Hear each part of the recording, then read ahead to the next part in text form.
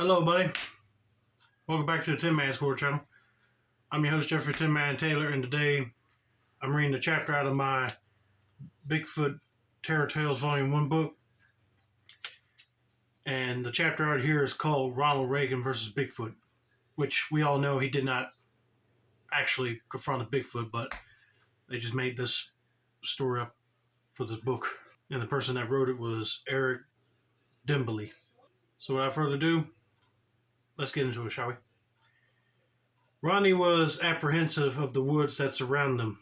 The crickets chirped, but in a hesitant tone, as if the storm had not yet passed. Except for the occasional cricket, it was quiet, real quiet, sneaky even, like the Ruskies. Whenever you stopped and blinked for even a moment, they were upon you, breathing on your neck and cutting off your head without warning. Oh yeah, I hate that every time I go outside and when the bugs are coming out, they always like to hit you in the back of the neck or in the front of the head and stuff. You always got to... It gets irritating, for sure. Mr. President asked Paul, his new and hopefully not temporary head of security. Do you still hear it out there? I don't hear it anymore. I'm 85 years old, son. I don't hear much of anything anymore, Ronnie replied, clutching tight to his father's well-oiled and petulantly cared-for shotgun. His father, Jack, had never built up enough heart to actually use it during a hunt.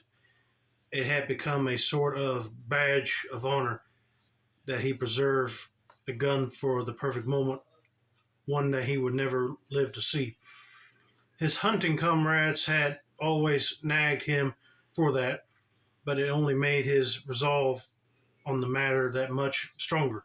In fact, Ronnie was almost positive the thing had never been fired before, not by anybody, let alone his father.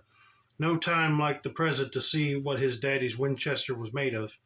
It would most likely fart into the air, leaving Ronnie and his last remaining security guard easy pickings for their nightmarish visitor. But there was always a good chance the old girl had some fight left in her.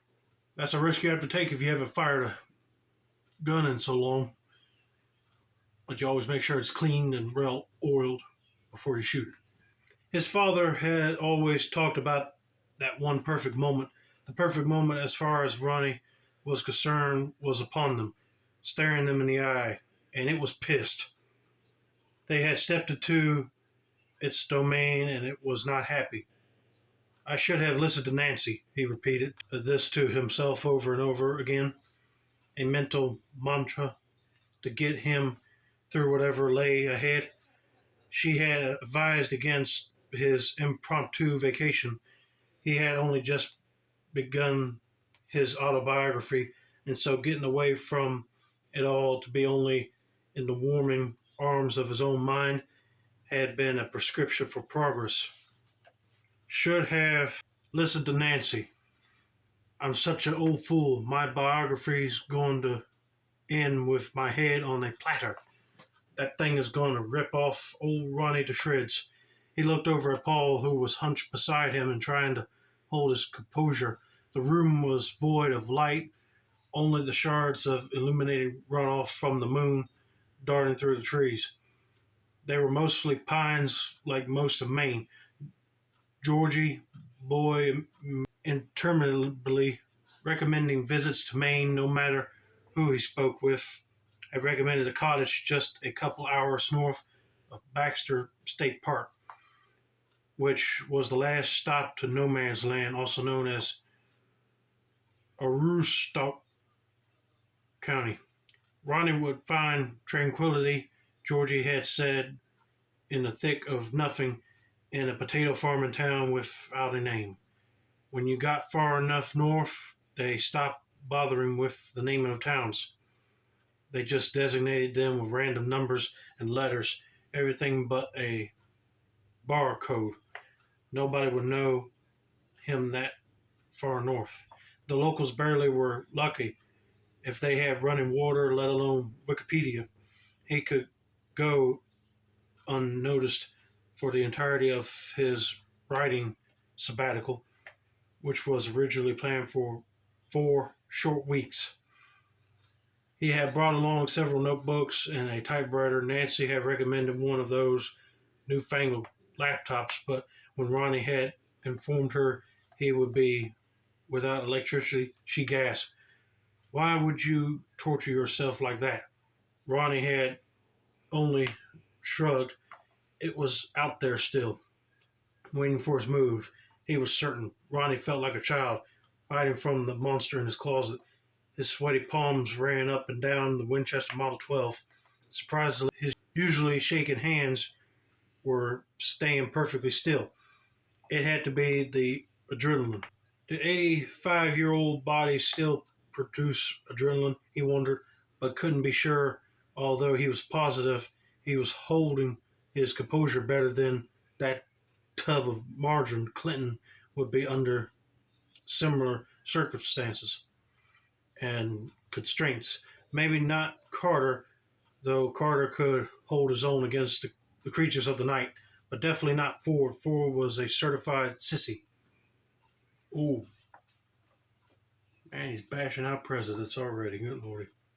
Only an hour earlier, his security squad had diminished from 4 men to only a solitary soul. That being the wet blanket of the bunch, Paul.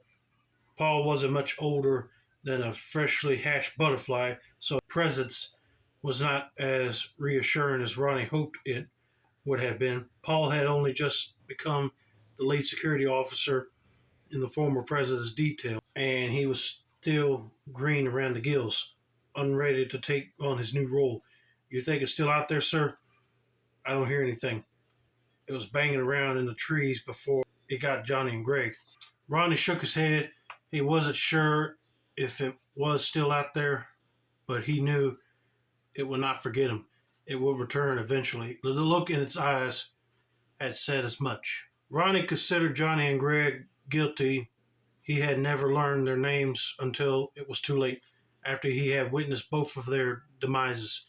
He could still picture those final moments of their lives replaying in the back of his brain as if recorded to a VHS tape. Ronnie wanted to unspool the tape, to smash it beneath his foot and burn it, so he might never have to relive that moment, the moment again. The moment when everything changed, the perfect moment. Again and again, he squeezed his eyes shut and watched their deaths on the back of his eyelids. Oh, yeah, I know that'll be traumatizing for sure. It's almost like you got something stuck in your mind and you're trying to go, yeah. Johnny had run from the woods after investigating the strange noises, calling out to Greg that there was a huge bear in the woods and that it was coming for them. Ronnie could still hear the cry Greg had given in response as he witnessed the 8-foot beast trudge from the thick trees, barreling into each trunk along the way, shaking the dead autumn leaves like nervous little wind chimes. Greg barely had time to react, pulling his pistol from the holster and taking aim at the juggernaut of a shadow. That's no bear, Greg had called to his partner. Johnny had started to call toward the house to warn the rest of the staff and their prime directive, but he had been choked out in the middle of his gurgle. Get to the sea. He had meant to say car. Being the black Bronco a truck, really, thought Ronnie, not a car, with the tinted windows and the miniaturized American flags on the hood. Johnny would never get to the car, for the beast had torn him in half. Oh, Lordy. Mercy. You definitely don't want to witness that, that's for sure. I got chills going up my spine now. Grabbing his left arm with one of its hands, whipping the security guard around, it had used the other hand to capture Johnny's hip. It had lurched and growled into the terrified man's face. Ronnie had been in the window watching it all transpire. It wasn't so much Johnny had been in half, but that he exploded from the sudden attack on his body. Spontaneous combustion at the hands of a brute. A coroner might have noted Ronnie could still picture the chaotic spray of Johnny's blood. It had been just approaching dusk then, which was all the worse. Bad things came out in the dark, but even worse things came out while the sun was still in play, just like those damn Ruskies. Greg had fallen to his knees, shaken to his core, and unable to react to the approaching monster. The thing stomped until upon him with its foot, pressing Greg's neck into the ground.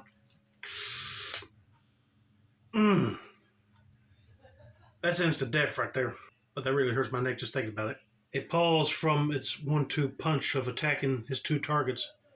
They had provoked him, and so there was hell to pay. Greg had looked into the Bigfoot's wide black eyes in the final moments of his life. The beast lifted its foot into the air and stomped upon Greg's throat, his windpipe smashing into a million bits. A splash of blood jettisoning from deep inside of his gut and out from between his lips. Ronnie had cried out, disbelieving the carnage he's just witnessed. The poor man. Ronnie had only thought of the guard's family in that moment. Morning in America. The guard's eyes went to another place, and the Bigfoot glared at the brown cabin through the window. Ronnie could swear it had been looking at him. It had taken off into the woods as if scared, or as if baiting them to follow. He had considered to play his game to eat the worm, but that was then, and this was now. We need to make a run for the car, Paul noted in a whisper. He had also failed to notice that the vehicle was not a car, that it was in fact a truck. Ronnie shook his head, coming back to reality after an instant replay of Johnny and Greg's grisly deaths. It had only been an hour earlier, but it felt like a lifetime ago. For all the temperamental and sticky conflicts he had engaged in, he never witnessed a man being killed in cold blood, let alone two men in the course of 20 seconds of time. It was horrific to think such a thing could ever happen to such brave souls.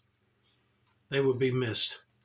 A touch of wetness formed at the corners of his eyes, and he started to dream of Nancy.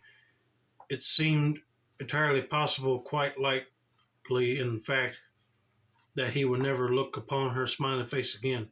She had stood behind him through everything: the Iran-Contra affair, the death throes of the Cold War, bedtime for Bonzo, the assassination attempt. Sweet Nancy, he could picture her reaction upon finding that her loving beau had been disseminated at the hands of the mythical beast. The headlines alone would ruin his good name for all eternity. He was old enough and had lived his fill of lifetimes, each as fruitful as the last, but there was no way the big hairy SOB outside of his cozy cabin would be the nail in his coffin. Not now, not this way. He needed to toughen up like he had when he declared a war on drugs. We're not running away, kid. That thing is still out there. I can feel it in my bones. And it knows we're holed up in here. I saw its eyes. It isn't the big dumb galoot you think it is. Trust me, it's waiting for us. It knows we'll try and run like yellow bellies. And when we do, he's going to kick our heads off just like he did to Carl. All right, I'm going to stop it right here and do part 2 sometime next week. So I hope you guys enjoyed this book reading video. Don't forget to like, subscribe, turn on those post notifications for more book reading content like this. This has been another successful installment of the Tin Man's Corner channel. I'm your host, Jeffrey Tin Man Taylor, and I said that's a wrap, and that's the deal.